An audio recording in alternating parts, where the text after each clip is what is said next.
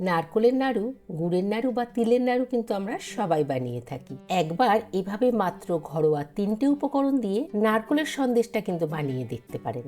বানানো খুব সহজ, কিন্তু খেতে খুবই সুস্বাদু। চলুন তাহলে বানানো শুরু করা যাক। নিয়ে নিচ্ছি এখানে আমি 2টো নারকোল কোড়া। 2টো নারকোল কোড়া দিয়েই মোটামুটি আপনার 25 থেকে 30টা কিন্তু সন্দেশ তৈরি হয়ে যাবে। নারকোল কোড়াটা একটা মিক্সার জারের মধ্যে নিয়ে নেব। একটা মিহি নারকোলের পেস্ট তৈরি করে নিতে হবে।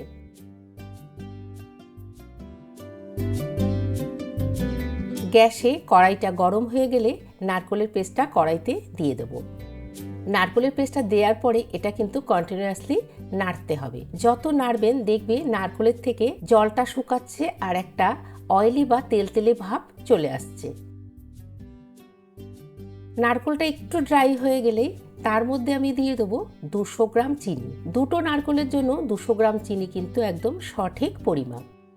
চিনিটা কিন্তু একবারে দিয়ে দেবেন না, অল্প অল্প করে মেশাবেন আর নাড়তে থাকবেন।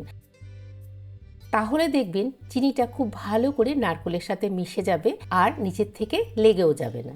মিনিট 5 থেকে 7 নাড়াচাড়া করলে চিনিটা কিন্তু খুব ভালো করে নারকোলের সাথে মেল্ট হয়ে যাবে। তখন তার মধ্যে দিয়ে দেবো 4 চামচ গুঁড়ো দুধ। গুঁড়ো দুধটা নারকোলের সাথে কিন্তু খুব ভালো করে মিশাতে হবে, যাতে দুধটা এরকম দানা দানা পাকিয়ে না থাকে। এই গুঁড়ো দুধটা দেওয়ার জন্য সন্দেশের রংটা খুব সুন্দর সাদা হবে আর টেস্টও দারুণ হবে। গুঁড়ো দুধটা ভালো করে নারকোলের সাথে মেশানো হয়ে গেলে এর মধ্যে আমি 7 থেকে 8 চামচ লিকুইড দুধ ব্যবহার করব। লিকুইড দুধ কিন্তু খুব বেশি ব্যবহার করবেন না, তাহলে নারকোলটা একটু পাতলা হয়ে যাবে, শুকাতে বা পাক আসতে টাইম লাগবে।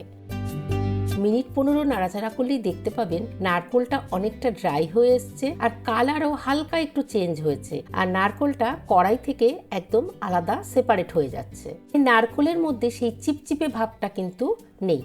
এবার এর মধ্যে মিশিয়ে দেবো 2 চামচ মেল্টেড ঘি। ঘি দেওয়াতে সন্দেশের টেস্টই শুধু বাড়বে না, সন্দেশটা যখন আপনি ছাঁচের মধ্যে তৈরি করবেন দেখবেন ভেঙেও যাবে না। মানে সন্দেশের বাইন্ডিংটা খুব সুন্দর আসবে এই ঘি দেওয়ার জন্য।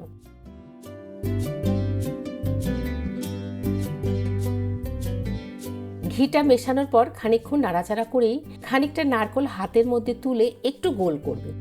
যদি দেখবেন গোল হয়ে যাচ্ছে তাহলে কিন্তু নারকোলের সন্দেশের পাক একদম রেডি হয়ে গেছে। এবার গ্যাসের আঁচ বন্ধ করে দিতে হবে। নারকোলের পুরটা কড়াই থেকে তুলে একটা প্লেটের মধ্যে ছড়িয়ে দিতে হবে, সামান্য একটু ঠান্ডা হওয়ার জন্য। ছাঁচের মধ্যে একটু সামান্য ঘি মাখিয়ে নেবেন, নিয়ে তবেই কিন্তু পুরটা ছাঁচের মধ্যে দেবেন, তাহলে খুব সুন্দর সেট হবে। হালকা ঠান্ডা হয়ে গেলেই অল্প অল্প করে নারকোলের পুর নিয়ে সেটাকে গোল করে একটু চ্যাপটা করে ছাঁচের উপরে চাপ দিয়ে সেট করে নিতে হবে। এই কাজটা কিন্তু একটু সময় নিয়ে আর সাবধানে করতে হবে, তাহলেই খুব সুন্দর ছাঁচের সন্দেশ তৈরি করা যাবে। সন্দেশ তৈরির ছাঁচগুলো আপনি যে কোনো দোকানে পেয়ে যাবেন।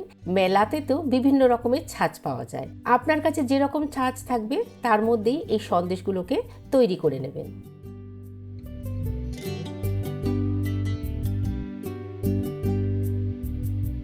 এক এক করে দেখুন গোল, চৌকো, ত্রিকোণ, শঙ্খ আকৃতি বিভিন্ন রকম ছাঁচের সন্দেশ আমি তৈরি করে নিয়েছি। সন্দেশগুলো তৈরি করার পরে ঘন্টা 2 ফ্রিজে রেখে দেবেন সেট হওয়ার জন্য। তাহলে দেখবেন খুব সুন্দর এই সন্দেশগুলো সেট হবে আর ভেঙেও যাবে না। তাহলে দেখতে পেলেন তো, খুব কম সময়ে আর কম খরচেই এই ছাঁচের সন্দেশ তৈরি হয়ে যায়। বাড়ির যে কোনো অনুষ্ঠানে বা পুজোতে এই সন্দেশ কিন্তু খুব সহজেই তৈরি করে নিতে পারেন। বা ধরুন যদি আপনার বাড়িতে নারকোল আছে তাহলেও আপনি এটা বানিয়ে খেতে পারেন। এই সন্দেশটা কিন্তু বাড়িতে একবার অবশ্যই বানাবেন আর কমেন্ট করে জানাতে ভুলবেন না রেসিপিটা আপনাদের কেমন লাগলো।